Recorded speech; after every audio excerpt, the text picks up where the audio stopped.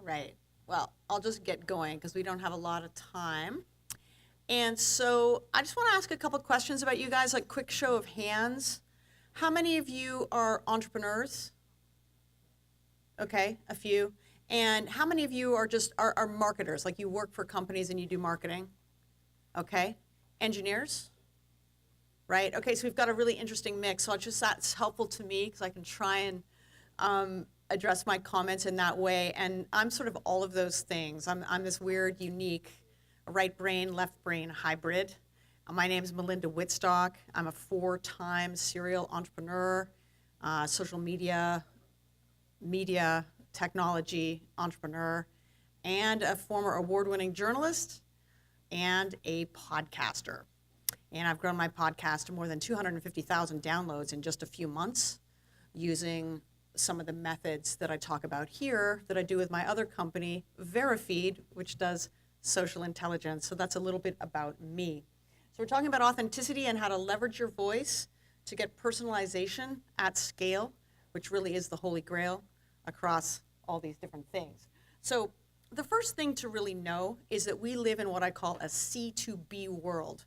Normally we talk about selling B2C, that's business to consumer. Now it's the consumer saying, hey, come find me, right? And I'm only going to interact with people that I know, like, and trust. And in fact, 92% of us don't even make a decision unless somebody like us, it could be a complete stranger, but someone like us influences us to do so on social media. I mean, that's a really compelling statistic, which means that it's so important to just be developing your trust with regular people who are going to drive third-party word of mouth in your favor. And so that's one of the reasons why we need to personalize at scale. We're also 12 times more likely to trust a regular person than we are a brand. And why? People know regular people's voices, but people don't necessarily know the voice or face of a brand. So all too often brands hide behind logos, hide behind systems, and we just heard in the last session, aren't really thinking about their personality or their brand personality or their brand voice. And this is why you get a stat like this. So we want to change that. So right, it's a circus.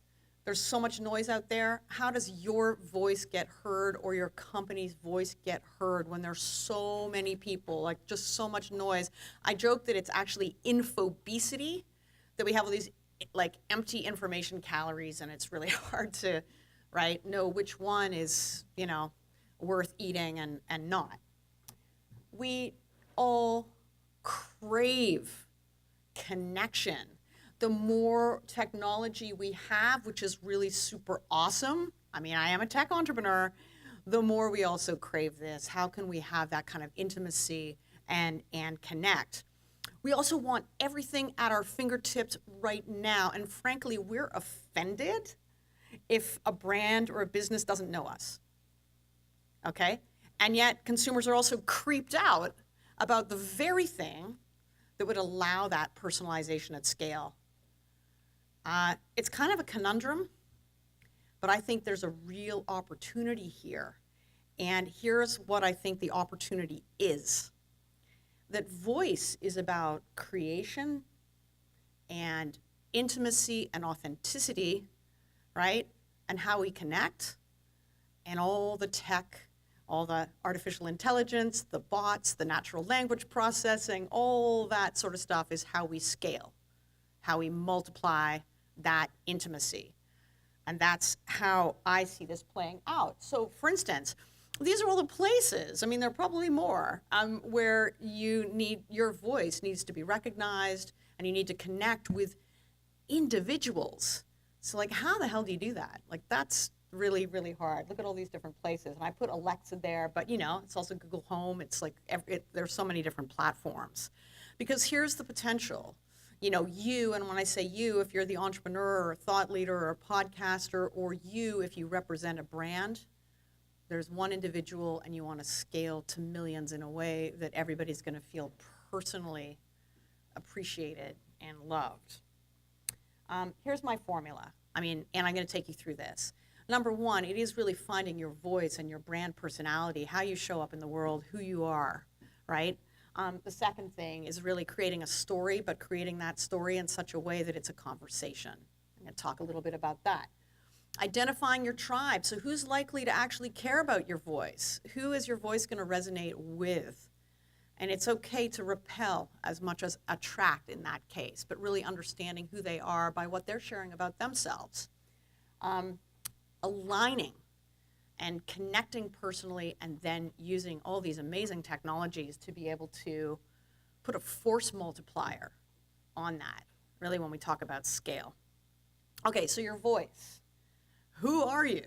A lot of brands and businesses think about this as an afterthought, and it's disastrous because they're a wandering generality rather than a very specific of a specific voice. And the more laser focused you can be in terms of who you are and what your voice is, the more you will actually resonate with the right people. And I mean, here's the hint. It's really all about authenticity. Everything. And how are we true to ourselves? And I don't mean this kind of authenticity. I put this cartoon in here because it's kind of funny. Like, I think when we're looking at people's Facebook feeds and we're looking for all this sort of stuff, you see all these posts about, oh my God, it was so hard for me, and like, woe is me. And people confuse that with authenticity. Authenticity just means being in alignment with your unique purpose, why you're here in your earth suit, what you are, the value you're providing, and all of that. Just so showing up in that authenticity. We talked a little bit about your story. If you think about your story as an individual or as a company, it's had all kinds of ups and downs along the way. There have been challenges, there have been mistakes, there have been failures. There have also been tremendous successes. There's been a lot of times where you've really helped a lot of people, or maybe not, but everybody has this hero's journey. It's the same storyline in any Disney movie or any movie that you'll ever watch, and it's true of anybody's life, and it's true of any entrepreneur, and it's true of any business. And figuring out how to share that in a way that's going to resonate with every other individual who also has that same journey. The more you can share openly and share your story as if it were a conversation and imagine it in that way, you will be moving towards leveraging the type of voice that you really need to leverage to succeed, I guess, in this new world. It's personal. People buy from people, not faceless logos. I mean, they buy from people that they know and like and trust, and so it's a marketer's obligation to make sure that people can get to know you, and your brand, the people behind it, all of that. And that's why there's such a huge increase on like CEOs, for instance, that are all showing up now as thought leaders. It's so important to be able to do that. And the data bears out that companies that do that and share personally outperform those who do not.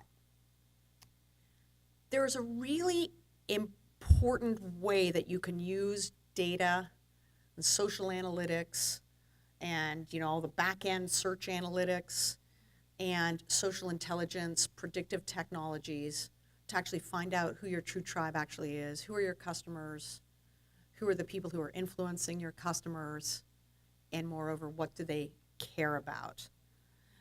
My company, Verifeed, does exactly that by actually analyzing millions of social conversations across all the different platforms. We started out really with Twitter because it was a really big data set, looking at other ones as well. We learn a lot about people based on what they share about themselves. People are talking about their hobbies, people are talking about what interests them, people are talking about their problems. And you start to see the context of the individual, and you start to see where your company can help them. You start to get to know them. The reason you're getting to know them is because they're speaking in an authentic voice. And so to meet them, you need to meet them in that authentic voice. There's so many of them, it makes sense also to find the ones that you know already are going to be the most likely to really be interested in what you're selling. And so you can qualify people. And I'll tell you a little bit in a moment about some of the things that we did to kind of find people, their customers, and then also be able to score how influential they are, that if you engaged with, say, 10 people, they could drive more than $1 million to a shopping cart, like 10 to $1 million. It's possible. Okay, so these are the kind of things you want to find out, and you can use social media as your canvas. There are lots of different ways, but who are they? Where are they? What are they talking about? Who is that ideal avatar, and what do you have in common with them? That if you were to start a conversation with them with an open-ended question or something like that, you could keep that conversation going. You could find something in common with them to build trust and relationship over time. Like, that's really the mission here, and it's the Holy Grail. So obviously that's pretty tricky if you set out to talk to 1 million people one-on-one. That's impossible. Like, nobody can do that. But the promise of the technology is to scale that personal connection. And it's partly around working smart as a human by being very clear on who you're going for, being very clear on your own voice, and very clear on who you're trying to reach and why. So I always laugh about this because there are so many folks who are actually resistant to doing this kind of work, or they think it's kind of like optional. And I've never understood it, because you can do this, right? Like, or you can know. And like, it's obvious that to know is to profit. So why would you not do this? Why would you not want to know your customers or your potential customers? And why would you not want to know even about people who've already bought from you, because they're going to attract more like them. And if you keep them happy, they're going to drive your viral word of mouth. They're going to become your viral sales force. They're going to sell so you don't have to. So it's like a much smarter way to go about it. We talked a little bit about the alignment already, but really the critical thing, it bears repeating, just to connect all these dots and get aligned in your own voice and those of your customers or targets. Once you know who that tribe really is, it's really starting a conversation with them. You know your story as a dialogue. You know a little bit about them, so you can ask them open-ended questions. You can reward them. You can make them feel special. You can engage them. And you've targeted it down to the ones that are going to provide you with the most leverage. Like if you talk to 10, they'd amplify to 10,000. Or if you talk to 10, those ones over time would amplify to 100,000, 1 million. That's the way to start to really think about it. So we call it a return on authenticity. In my company, Verifeed, we created algorithms that actually measure the return that you actually get from social media interactions. And that's been a really, really tough thing to do, because a lot of people spend all this money on social and it's a cost center, but they don't really know how it's tying back to their bottom line. So that's one of the things that we're solving. But the other one is, when we looked at and analyzed for many years conversations to see who was resonating and why and who wasn't, hands down, it was people who were talking with a personal voice and being authentic. They were walking their talk. They were in alignment. So they weren't doing one thing and saying another. They were aligned. And they were really making the customer feel special, and they were being kind of like true to themselves, I guess. They were being authentic, and there was a return on that. So we call it your ROA, right, instead of your ROI. And these are just some of the things, right? The alignment thing, consumers in the C2B world have seriously honed BS detectors. They can like sniff it. I don't know what it is. It's just, they just know. And I don't know how sometimes, but they do, right? So that kind of alignment, walking your talk, is critical. Connecting genuinely, like you have to genuinely care. Like if you don't give a shit, no, excuse me, if you don't, that they won't either. Like why should they care about you if you don't care about them? It's a two-way street. It's H2H, human to human is another way of saying it, right? Also, people really are going to connect with your story if you have a meaningful why. Why do you do this? Why are you in business? Who are you hoping to help? And why? What's your why? When you talk about the why instead of the what or the how, people are so much more likely to really get you and align on the mission.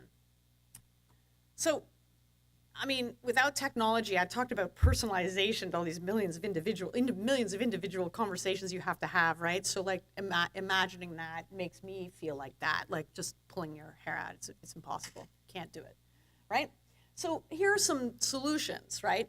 So the chatbot is really taking off in a lot of ways, but it's still not social. I mean, you can at least get feedback really quickly from people right, about what they're doing. You can, as a marketer, and especially if you're working as an internet marketer online, this is a great way to sell info products. I mean, as it sells stuff, it's great.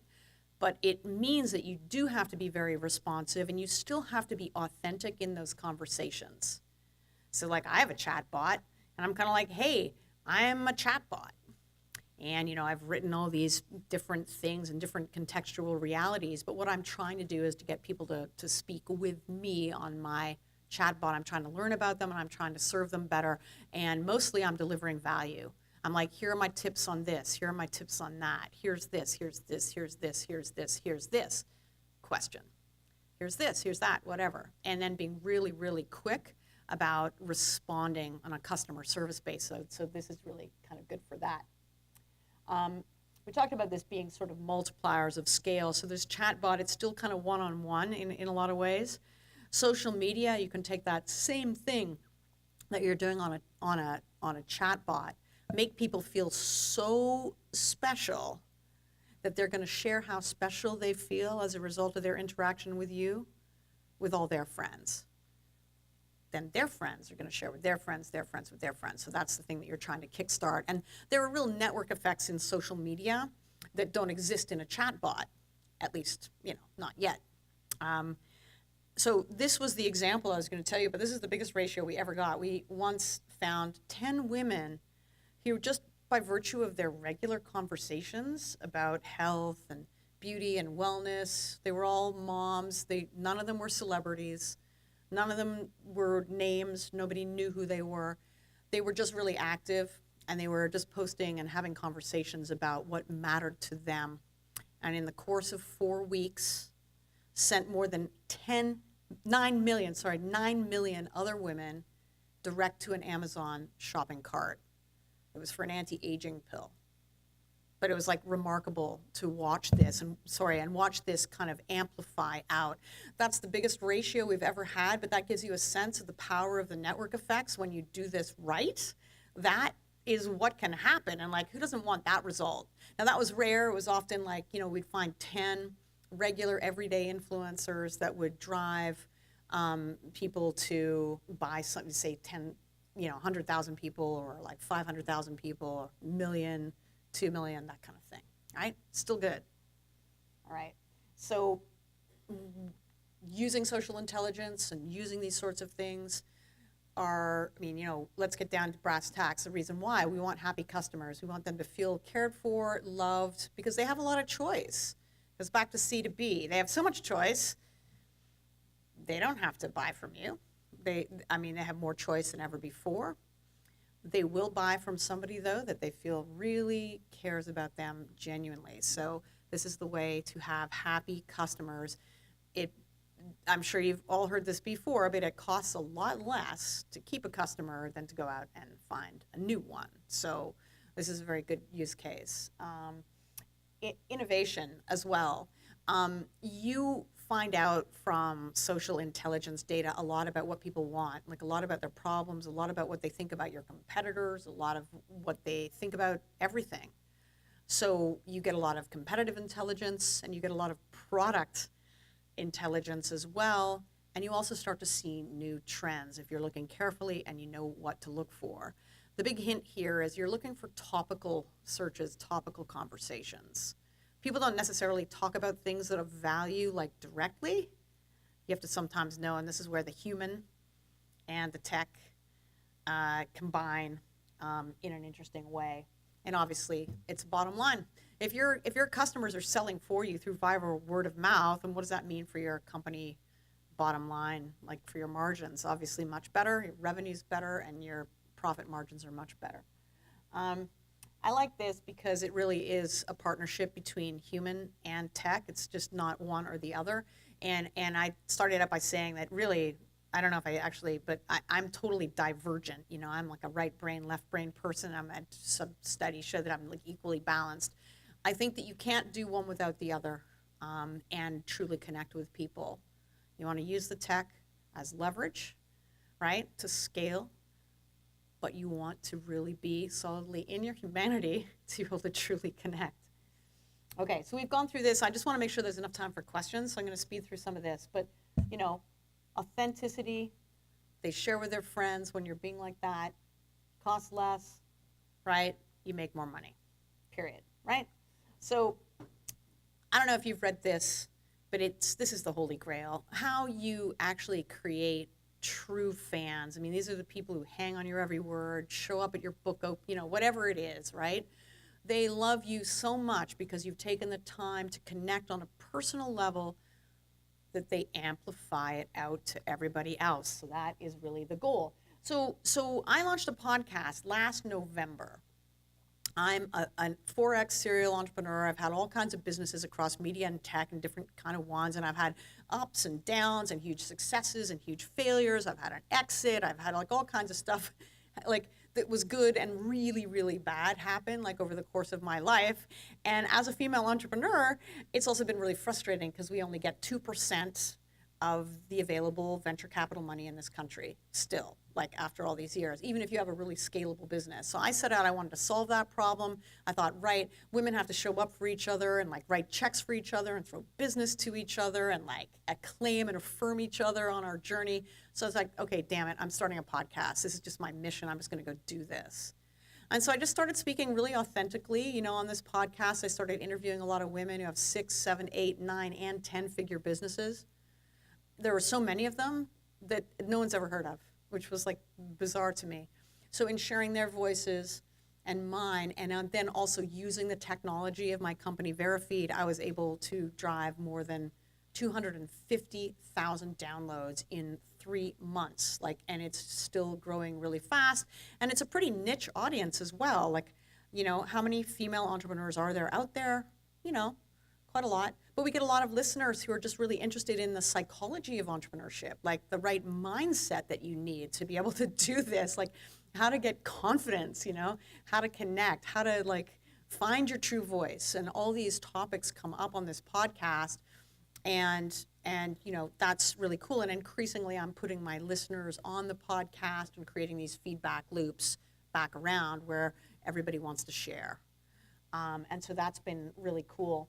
And then I just started a chat bot not that long ago. Melinda Wings, can kind of check it out there and interact with me. I'm really keen to get feedback from people and start having conversations where I can be authentic, like when the bot is talking and when I'm talking, and a whole bunch of really kind of cool things like that. So a couple of action steps, just by way of homework. And I'm happy to talk to any of you afterwards. I have exercises and things and all kinds of stuff, like freebies if you want to go through a lot of these different things, like how you figure out how to know yourself and how to know your brand and how to, attract and repel correctly, how to understand your customer, how to connect, and how to empower them. Really, really important. The goal here, and this is the holy grail, right content to the right person at the right time for the right reason for the right result. And this is sort of like a marketer's dream, how can we pull that off, right? So that's one of the problems that is sort of a life problem for me that I've been dedicated to solve for so long, and it's so exciting now to see that the technology is kind of catching up to where I was dreaming of being able to do this, because I know it works. And so your voice, make it intimate, make it authentic, and then use the technology to scale it. So I hope you'll connect with me at melindawings.com. That's how you get to my chat bot. You can find me on Twitter and LinkedIn and all that kind of stuff. If you send me a message on any of those platforms, I'm happy to share my slides, and I'm happy to chat with any of you after the fact as well. And here's all my ways of finding me, and I'm happy to take questions. Yes? Does what? I can't hear. What was the word? Oh, authenticity have a negative impact. It can. I mean, when I was talking about the power of repelling as well as attracting, a lot of people are really afraid to repel. And you should embrace repelling people. And here's why. You don't want to waste your time with people who aren't interested anyway. You really want to focus in on making like avid, viral, crazy ass fans of the people who love you for you. And when you do, now it takes some bravery, like as a human being, to just step up into that. But honestly, the people who do that well really crush it, because that's what turns a company into a movement, right? Or a system or a platform into an ecosystem. Those are the things that are transformational. Yeah. Yes. I work in an insurance company where being conservative is a professional is very paramount. Yeah. How easy can work in authenticity with something like limitations like that? Right. So really, for an insurance company, my goal would be to make the conversation about your customers, right? Because when you're being authentic, it doesn't mean that you have to like spill your guts and you have to say a whole bunch of stuff about yourself. It does mean that you can show up in a way that you authentically care about someone else. So like insurance companies get a bad rap, right? Because you think that they just don't give a crap about you, right? Really. And so to differentiate yourself from another brand is to really in your social media conversations genuinely care. But you have to genuinely care. I mean, right? So I guess, does that sort of help? Yeah. Right, okay. Yes?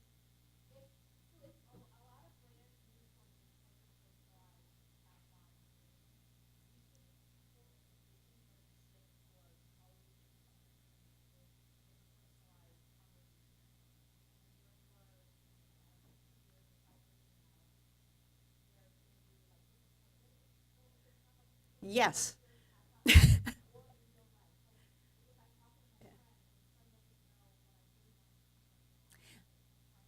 Yeah. Yeah, so absolutely yes. I'm an unqualified yes to your answer, because I mean people are already there. I mean, look, we've all been trained by apps like Spotify or by Amazon, by whoever, to expect this really contextual, tailored experience. And really, there's on this equation of time or money, time is becoming a bigger currency in a way. You can make money, you can lose it and make it, you can never get time back. And so devices and experiences that make your day more efficient, allow you to do more, allow you to connect more deeply and save you time, right, are really important to most people. And so I think for the last couple of years it's been quite interesting, because the consumers, I think, are ahead of the technology even. And the technology is certainly ahead of the brands, right? So it's like the companies are sort of like the last to sort of get that. So if someone comes along and really says, okay, this is where we're going, and really seizes it and starts working on it now, these are not easy things, to do, but they're worth the effort. Yeah. Anybody else? Okay. Well, thank you all very much. I really appreciate it. Have a great day.